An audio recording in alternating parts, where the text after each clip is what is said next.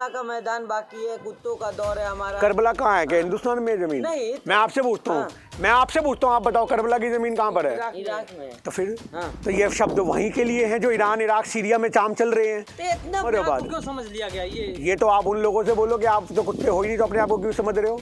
और सबसे बड़ी बात है कि जो ये अल्फाज है वो इस देश से जुड़े हुए नहीं है।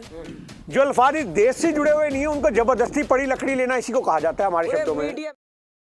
लेकिन आपको नहीं लग रहा है कि इस शायरी में आपने जो कहा कि अभी करबला का मैदान बाकी है, कुत्तों का दौर है हमारा? करबला कहाँ है? क्या हिंदुस्तान में जमीन? नहीं, मैं आपसे पूछता हूँ, मैं आपसे पूछता हूँ, आप बताओ करबला की जमीन कहाँ पर है? इराक में। तो फिर तो ये शब्द वहीं के लिए हैं जो ईरान, इराक, सीरिया में चाम चल रहे हैं। तो इतना बवाल कैसे होगा हिंदुस्तान में? तो बवाल इसलिए, कुत्ता कौन कुत्ता है? मतलब समझने वाली बात है, कुत्ता कौन है? मैं आपसे यही तो कहना चाह रहा हूँ, बवाल पैदा किए जाते हैं ना, बाल की खाल निकालना इसी को तो कहा जाता है।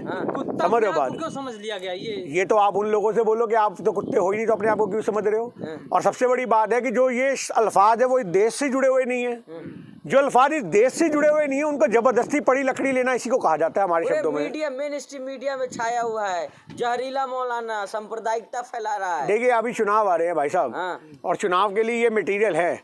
मुफ्ती साहब जैसे लोग हो गए, और जो आपको इमाम मिलेंगे, और जो मस्जिदें होंगी, ये कुछ ना कुछ जान के टारगेट होंगी, ताकि जो बाकी जो मुस्लिम कौम है वो भड़के, और मुस्लिम को भड़क करके कुछ बयान दे उल्टे फुलटे, और उनके बयानों पे फिर हिंदूवादी बयान दे, फिर उससे देश में हिंदू मुस्लिम का माहौल पैदा हो जाए और चुनाव भाजपा जीत जाए। ये चुनावों को जीतने की रणनीति है। पूरा मतलब तैयारी है 24 का। ये तैयारी यहीं से तो होगी, मस्जिदों से तैयारियां होंगी, मंदिरों से तैयारियां होंगी, मुफ्ती साहबों के बयानों से तैयारियां होंगी, इमाम से तैयारियां होंगी, हिंदुओं के जो बड़े बड़े वो हैं संत हैं उनके बयानों से तैयारियां होंगी। हमारे कांग्रेस पार्टी के जो लोग हैं वो तैयारियां मैनिफेस्टो में करते हैं कि ये विकास की धाराएं होंगी, ये रणनीति होगी, यहाँ पे होगी। इनके विकास की रणनीति होती है ये मस्जिद टारगेट होगी, यहाँ पे इमाम टारगेट होगा, यहाँ मुफ्ती टारगेट होगा, इसको उठाओ इतना वोट बैंक पक्का होगा, उसको उठाओ इतना वोट बैंक पक्का होगा, इसकी चौड़ाई करो इतना वोट बैंक पक्का होगा, इसकी सोशल मीडिया पे फोटो ऐसी लगाओ इतना वोट बैंक पक्का होगा। इनके वोट बैंक पक्के होने का प्रावधान बड़ा अच्छा सा है, कुछ नहीं है। मुसलमानों को टारगेट कर दो, 10-5 जगहों के अंदर माहौल पैदा कर दो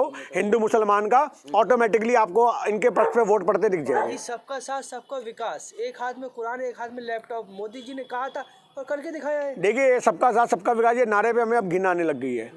आप इस नारे की बात करो, हमें घिन आने लग गई है। सबका साथ सबका विकास करो छोड़ दो, जिनका सबका साथ लेकर के ये सरकार बना के बैठे उन्हीं का विकास नहीं हो पाया। 80 करोड़ लोगों के हाथ में जब ये कहते 5 किलो राशन ले लो और गली गली घूम लो, क्या 80 करोड़ मुसलमान है क्या देश में? तो इसका मतलब क्या है?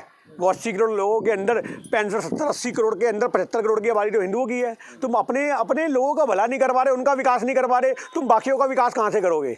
सबका साथ सबका विकास तो जब हो ना कि तुमने हिंदुओं को भाई सब बड़ी नौकरियां दे दी हो, काम धंधे दे दियो, तुमने उनके हाथ में एक नारा दे दिया, जय श्री राम बोलते रहो, गुणगान करते रहो, तालियां बजाते रहो, पेट बजाते रहो, घर में रोटी हो ना हो, 5 किलो राशन हमसे लाइन में रख के ले जाओ। अरे भाई साहब, देश के माहौल में 5 किलो राशन नहीं चलेगा, देश तरक्की नहीं करते।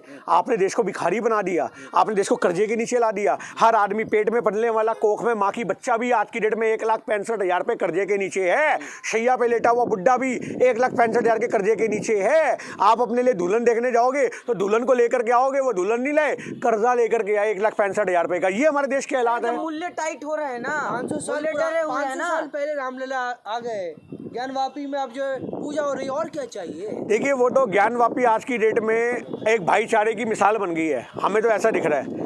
आज ज्ञानवापी में भाईचारा आपको नजर आ जाएगा। ऊपर अजान हो रही है, वो नमाज पढ़ रहे हैं 2,500 मुसलमान, मेरी बात समझो, अभी शुक्रवार को ये नमाज, और नीचे घंटियां बज रही है ओम जय जगदीश हरे। तो इसका मतलब क्या है कि एक मस्जिद है या वो मंदिर है, वो इबादत का एक ऐसा घर हो गया जो भाईचारे की मिसाल होगी। भाई साहब, हमारा तो दिल अदालत के फैसले से बाग बाग हो गया।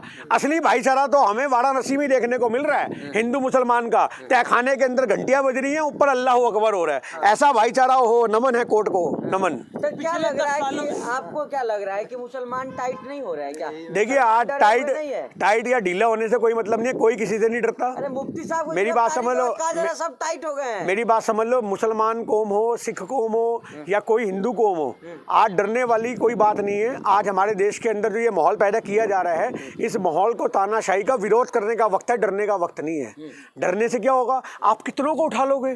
कितने मुफ्ती और निकल के आएंगे?